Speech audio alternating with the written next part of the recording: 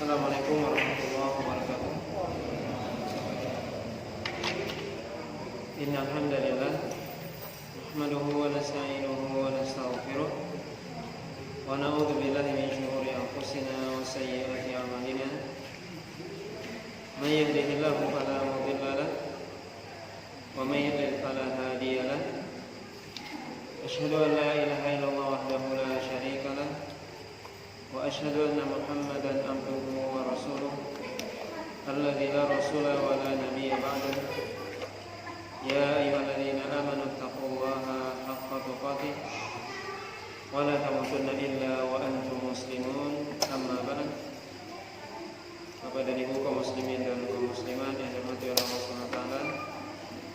Alhamdulillah, puji dan syukur senantiasa kita sampaikan kepada Allah Subhanahu wa taala. Salawat dan salam kita sampaikan kepada Rasulullah sallallahu alaihi wasallam dan juga kepada keluarga beliau, para sahabat, para tabi'in serta orang-orang mukmin yang senantiasa mengikuti beliau sampai hari kiamat nantinya. Pada malam hari ini kita lanjutkan pembahasan dari kitab Syarah Sahih Muslim, masih dalam bab At-Tayammum, hadis yang terakhir dalam bab ini, yaitu hadis yang ke 721 dari kitab Sahih Muslim, atau hadis yang ke-7 dari bab ini, yaitu hadis dari Abdullah bin Umar radhiyallahu ta'ala anhuma anna rajulan marra wa Rasulullah sallallahu alaihi wasallam yaqul fasallama falam yarudda alaihi. Dari Abdullah bin Umar radhiyallahu ta'ala anhuma bahwasanya ada seorang laki-laki yang dia sedang berjalan melewati Rasulullah SAW, sedangkan Rasul ketika itu sedang kencing. Maka orang tersebut mengucapkan salam kepada Rasul, maka Rasul tidak menjawab.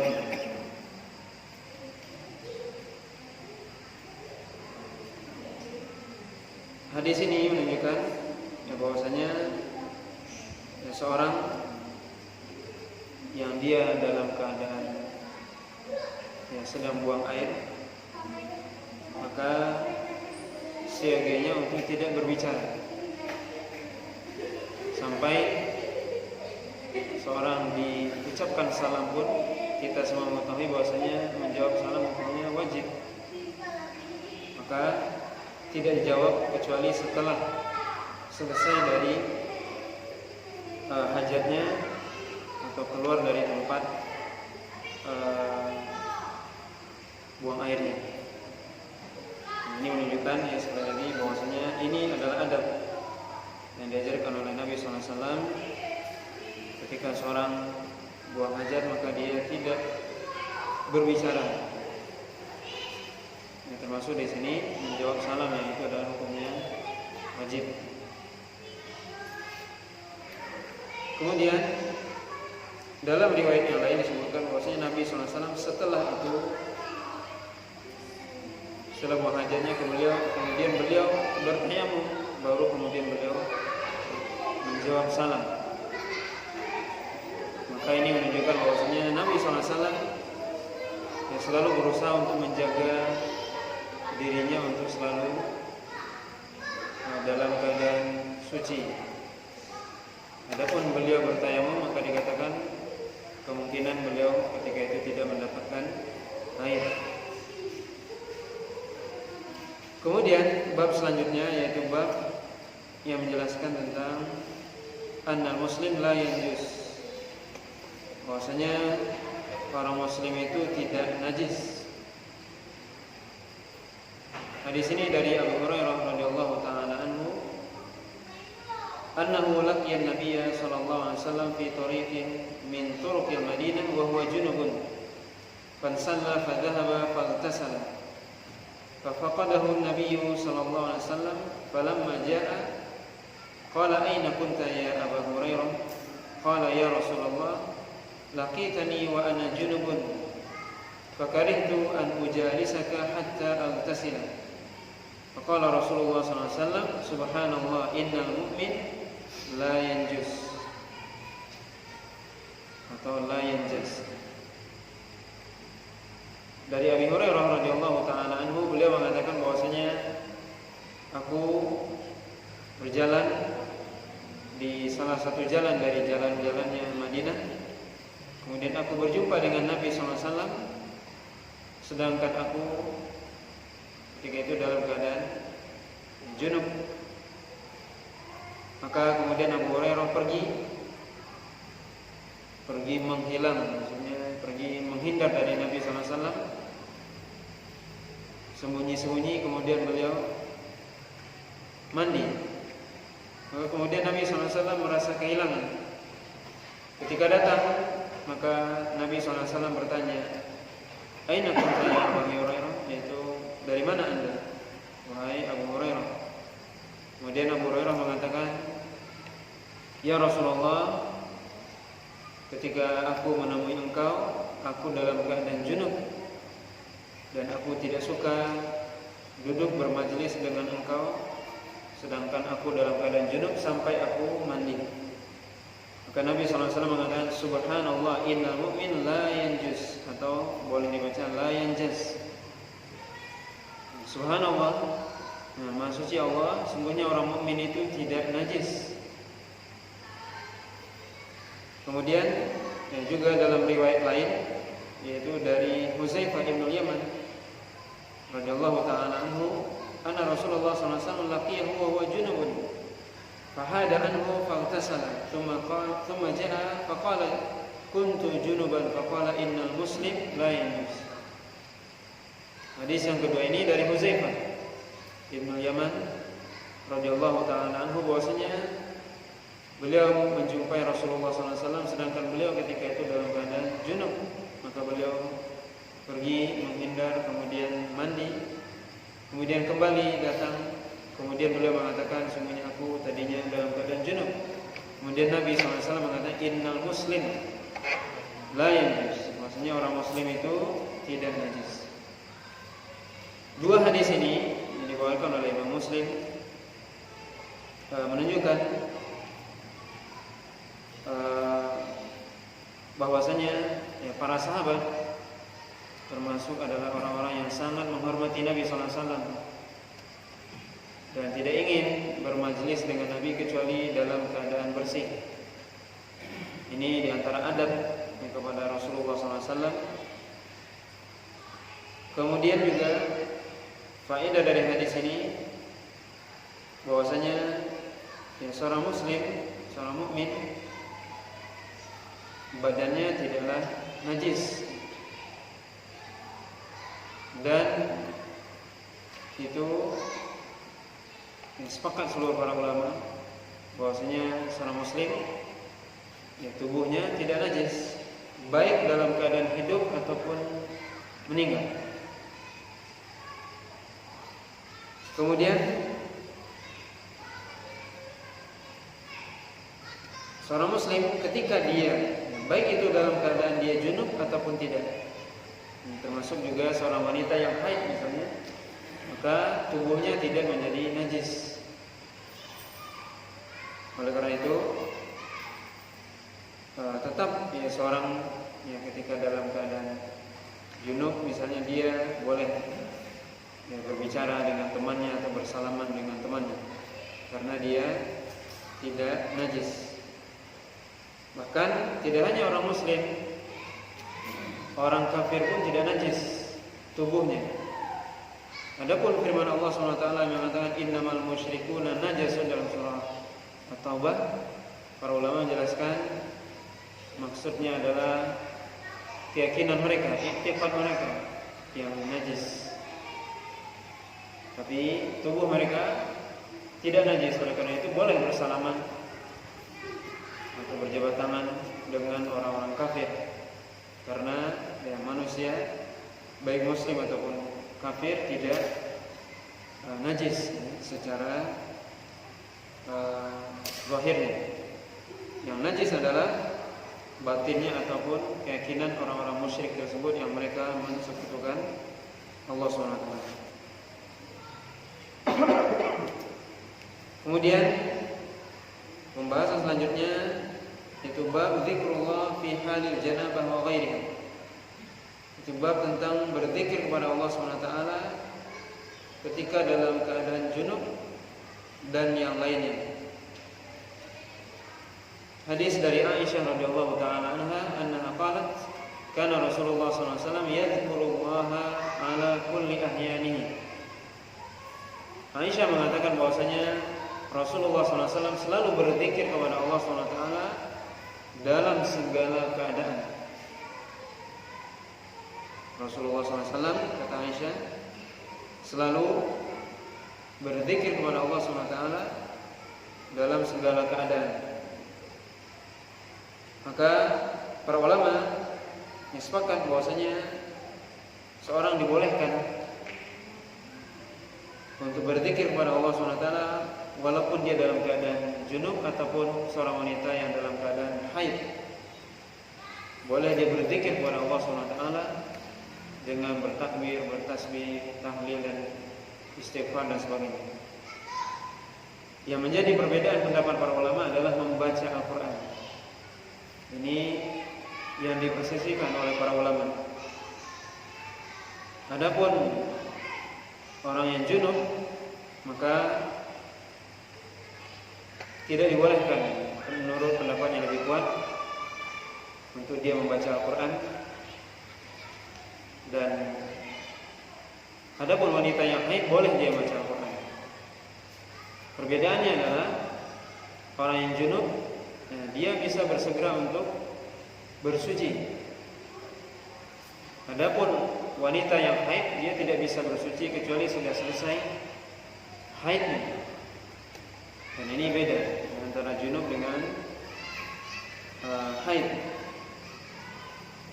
Kemudian adapun yang menyentuh Al-Quran ini panjang perbedaan pendapat para ulama. Maka boleh menyentuh atau tidak. Tapi kalau membaca, maka wanita yang haid boleh dia membaca Al-Quran. Adapun menyentuh, sebagian para ulama atau jumhur ulama sebenarnya melarang untuk menyentuh langsung, dan dibolehkan dengan memakai alas. Adapun berzikir, maka berzikir ini dibolehkan. Sampai orang yang berjunub pun junub boleh berzikir, termasuk ketika dia mandi maka dia berzikir dengan membaca bismillah. Ketika seorang ingin mandi junub, maka dia membaca bismillah, dia berzikir. Termasuk dia misalnya ketika masuk ke dalam kamar mandi, dia membaca zikir, yaitu doa masuk kamar mandi. Maka ini berzikir ini dibolehkan bagi orang yang junub, menurut pendapat yang sahih, dan bahkan disebutkan di sini oleh Imam Nawawi adalah disepakati oleh para ulama. Yang diperselisihkan adalah tadi membaca Al-Quran. Kemudian bab selanjutnya, jawaz aklil muhdits at-ta'am wa annahu la karahata fi dzalika wa anna al-wudu'a laysa 'ala al-fawr. Bolehnya bagi orang yang muhdits atau berhadas untuk makan, dan tidak dimakruhkan bagi dia hal tersebut, dan berwudu dalam hal tersebut bukanlah suatu hal yang harus disegerakan. Ini judulnya, bolehnya seorang yang muhdits, yaitu orang yang berhadas, untuk makan. Dan yang dimaksud tentunya ini adalah hadas kecil, bukan hadas besar sebagaimana yang, kalau hadas besar kita sudah sebutkan. Hadas besar seorang yang junub misalnya, dia boleh makan atau minum atau tidur, tapi dengan syarat berwudu terlebih dahulu. Adapun yang kita bahas ini, yang disebutkan oleh Imam Nawawi yang sekarang adalah orang yang sedang berhadas kecil, maka boleh dia makan dan minum tanpa berwudu terlebih dahulu.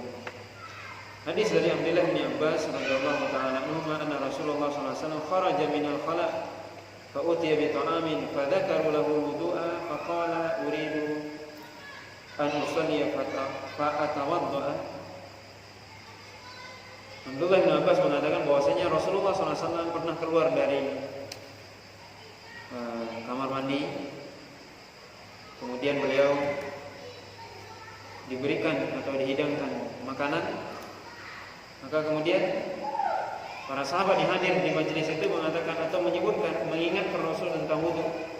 Maka Nabi mengatakan, apakah saya ingin sholat sehingga saya harus berwudu, kata Nabi. Kemudian hadis selanjutnya juga dari Abdullah bin Abbas, beliau mengatakan, kunna inna Nabi sallallahu alaihi wasallam faja'a min al-gha'id fa utiya bi ta'an fa qila ala tawadda fa qala lima fa usalli fa atawadda. Abdullah bin Abbas mengatakan bahwasanya kami pernah duduk bersama Nabi, kemudian beliau barusan keluar dari WC atau kamar mandi, kemudian dihidangkan kepada beliau makanan, kemudian beliau ingin memakannya, kemudian dikatakan kepada beliau, tidakkah engkau berwudu wahai Rasul? Kemudian Rasul malah bertanya, kenapa? Apakah saya ingin sholat sehingga saya harus berwudu, kata Nabi sallallahu alaihi wasallam. Riwayat selanjutnya juga dari Abdullah bin Abbas, juga dengan lafaz yang sama. Beliau mengatakan, anna Nabi sallallahu alaihi wasallam qila lahu innaka lam tawadda. Qala ma aradtu salatan fa atawadda. Yaitu Nabi sallallahu alaihi wasallam dikatakan kepada beliau, engkau belum berwudu. Kemudian Nabi sallallahu alaihi wasallam dengan jelas di dalam riwayat ini menyebutkan, saya tidak ingin sholat, maka saya ingin berwudu, kata Nabi. Artinya Nabi SAW menyangkal para sahabat atau prasangka para sahabat yang menurut mereka seorang yang berhadas tidak dibolehkan makan atau minum. Maka Nabi SAW membantah tersebut dengan justru bertanya. Maka ini menunjukkan, hadis-hadis ini menunjukkan bahwasanya seorang ketika dia dalam berhadas kecil maksudnya, maka boleh dia untuk makan dan minum, tidak mesti harus berwudu. Kemudian bab selanjutnya, ma yaqulu idza arada dukhul al-khala, apa yang diucapkan oleh seorang ketika ingin masuk ke dalam kamar mandi atau WC. Hadis ini dari Anas bin Malik, kana Nabi sallallahu alaihi wasallam idza dakhala al-khala, dalam riwayat lain disebutkan anna Rasulullah sallallahu alaihi wasallam idza dakhala al-kanif qala Allahumma inni a'udzubika minal khubuthi wal khaba'ith. Dari Anas, beliau mengatakan bahwasanya Nabi ketika ingin masuk ke dalam khala, dalam riwayat lain disebutkan Nabi kalau ingin masuk dalam kanif, para ulama menyebutkan, Imam Nawawi, khala, kanif atau mirhat itu sama artinya semuanya, yaitu kamar mandi atau WC di zaman kita sekarang. Maka Nabi SAW membaca doa Allahumma inni a'udzubika minal khubuthi wal khaba'ith. Dalam riwayat lain juga hadis dari Anas yang disebutkan sama a'udzubillah, kalau tadi Allahumma inni a'udzubika, dalam riwayat lain disebutkan a'udzubillahi minal khubuthi wal khaba'ith. Ada dari dua riwayat atau dua lafaz doa, Allahumma inni a'udzubika minal khubuthi wal khaba'ith atau a'udzubillahi minal khubuthi wal khaba'ith. Ini doa atau zikir yang kita baca sebelum masuk ke kamar mandi. Apa artinya doa ini? sebelum menjelaskan lafaz khubuthi di sini disebutkan oleh Imam Nawawi ada dua harokat, ya, artinya menurut ahli bahasa boleh dibaca khubuthi, itu ba-nya sukun khubuthi, dan boleh juga dibaca dhammah khubuthi. Ini dua. Tapi yang disebutkan dalam riwayat Imam Muslim ini adalah dengan ba-nya sukun, yaitu khubuthi.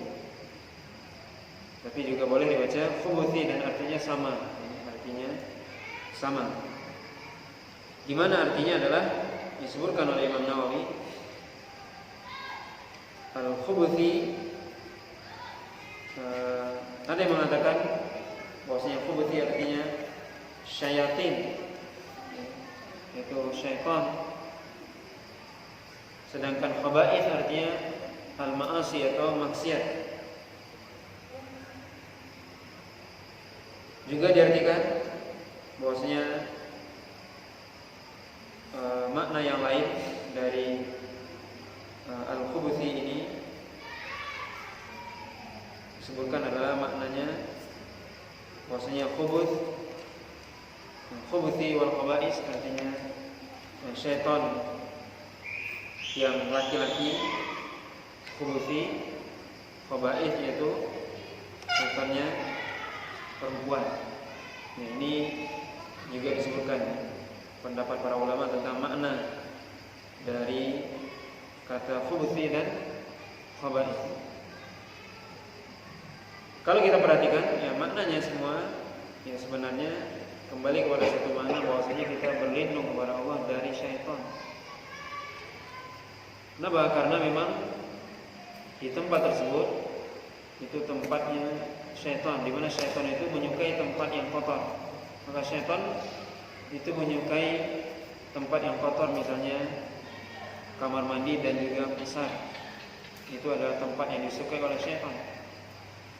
Maka kita berlindung kepada Allah SWT. Allahumma inni a'udzubika, ya Allah, aku berlindung kepada Engkau dari khubuthi wal khaba'ith, yaitu dari syaitan laki-laki ataupun perempuan. Atau juga ada yang mengartikan khubuthi itu adalah kejahatan ataupun kekufuran. Maka kita berlindung pada Allah SWT. Dan ini menunjukkan kepada kita bahwasanya Islam agama yang sempurna. Ketika kita sampai kita masuk ke dalam kamar mandi, diajarkan oleh Nabi SAW zikir, untuk kita berzikir sebelum kita masuk. Dan tentunya seorang ketika dia masuk ke dalam kamar mandi, dia berzikir sebelum masuk, dan keluar juga berzikir setelah di luar. Sedangkan ketika dia berada dalam itu, dia tidak berzikir, tidak berzikir dengan lisannya, karena itu adalah tempat yang kotor. Kemudian juga faedah dari hadis ini bahwasanya kita seorang muslim selalu berlindung kepada Allah SWT dalam segala hal. Termasuk mungkin menurut kita ini suatu hal yang ringan, yang sepele, masuk ke dalam kamar mandi, apalah ya. Tapi Nabi SAW mengajarkan doa atau mengajarkan zikir ini. Maka hendaknya kita selalu membaca zikir ini. Dan termasuk orang yang, kata para ulama, orang yang selalu berzikir, orang yang tidak lalai adalah yang selalu menjaga zikirnya, menjaga zikir-zikir yang diajarkan oleh Nabi SAW, baik itu zikir setelah sholat, baik zikir ketika makan, minum, ketika berpakaian, keluar dari rumah, naik kendaraan, masuk masjid, keluar masjid, masuk kamar mandi ataupun keluar, dan seterusnya. Itu dia berzikir kepada Allah SWT. Inilah yang dimaksud alladzina yadhkurunallaha, yang berzikir kepada Allah SWT qiyaman wa qu'udan wa ala junubihim, dalam keadaan berdiri, dalam keadaan duduk, dalam keadaan berbaring. Atau juga Allah SWT menyuruh kita, "Udzkurullaha dzikran katsiran." Berzikir kepada Allah SWT dengan zikir yang banyak. Bagaimana maksudnya? Itu dengan kita menjaga zikir-zikir yang diajarkan oleh Nabi SAW dalam momen dan saat-saat yang diajarkan oleh Nabi. Seperti masuk masjid, seperti ini. Masuk ke kamar mandi kita diajarkan. Nah, ini menunjukkan bahwasanya kita selalu berzikir kepada Allah, mohon perlindungan kepada Allah dari syaitan. Karena syaitan selalu ingin menggelincirkan kita. Tidak ada satu lini atau sudut kehidupan kita kecuali syaitan ingin masuk. Termasuk dalam hal ketika kita berada di kamar kecil pun syaitan terus ingin menggelincirkan manusia. Maka seorang muslim dia tidak pernah lalai dan selalu bersandar kepada Allah SWT. Tidak mengatakan, "Oh, saya ini kuat" dan sebagainya, tidak. Tapi dia berzikir kepada Allah SWT, yang mana zikir ini ibaratnya adalah seperti hisnun, benteng bagi seorang muslim. Seorang ketika dia berzikir, maka ini ibaratnya benteng yang tidak bisa ditembus oleh syaitan. Jadi kalau dia lalai tidak berzikir, maka syaitan akan masuk. Nah, kemudian bab selanjutnya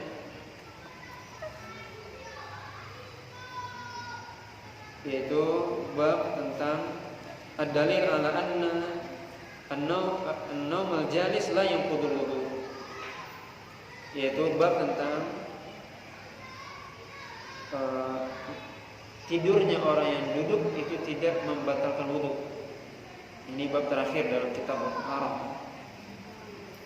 Hadis dari Anas bin Malik, qala uqimatis shalah wa Rasulullah sallallahu alaihi wasallam najiyun li rajulin wa fi hadithi inda warith wa nabiyullah yunaji ar-rajul fama qama ila as-shalah hatta nama al-qaum. Dari Anas bin Malik, beliau mengatakan bahwasanya salat sudah dikumandangkan, artinya sudah iqamah.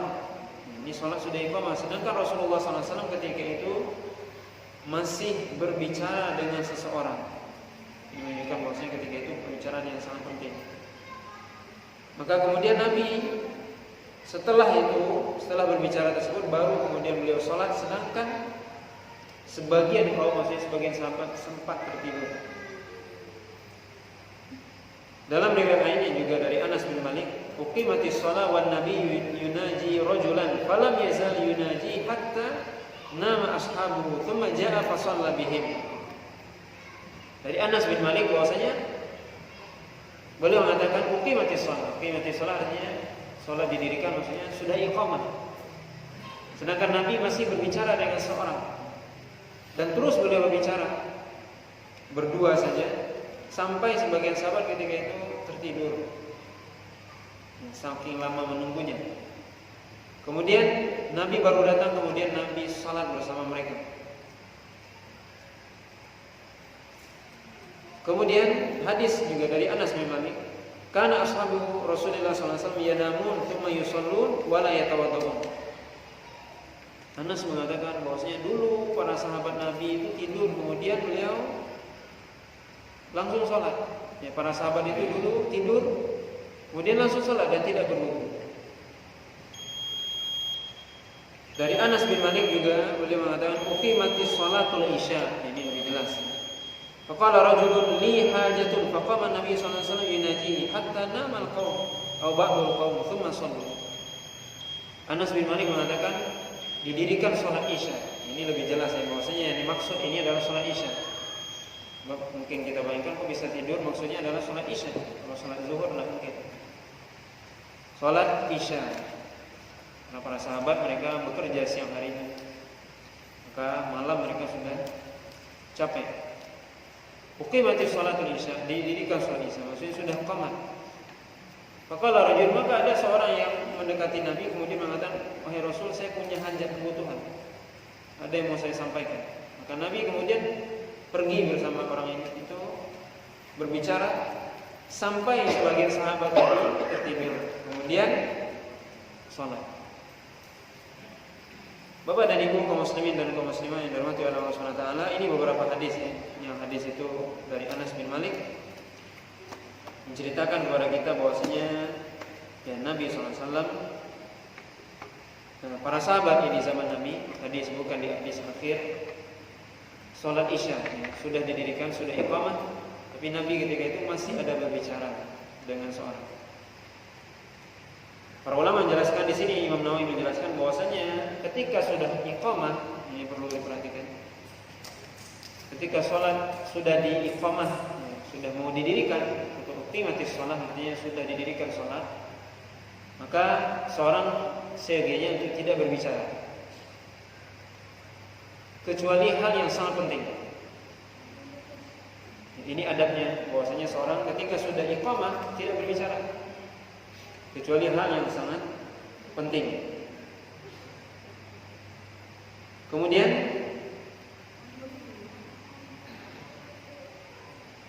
ketika juga iqamah, adapun orang ketika dia sudah iqamah, ini tidak disebutkan ya dalam hadis ini, tapi kita ambil jelaskan ya keadaan sebagian teman-teman.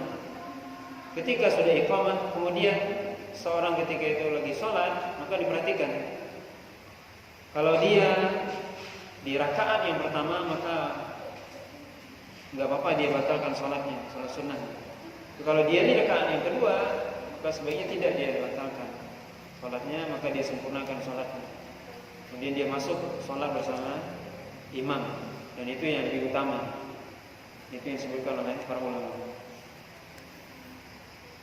Kemudian ya, faedah dari hadis ini bahwasanya para sahabat ya, di sini kita bayangkan sahabat tertidur di sini maksudnya apa? Ini perlu dijelaskan. Maksudnya mereka ketika menunggu sholat itu dalam keadaan duduk.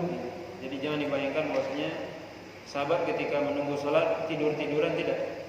Makanya Imam Nawawi di sini memberikan sebuah judul, yaitu apa? Naumul jalis, yaitu tidurnya orang yang duduk.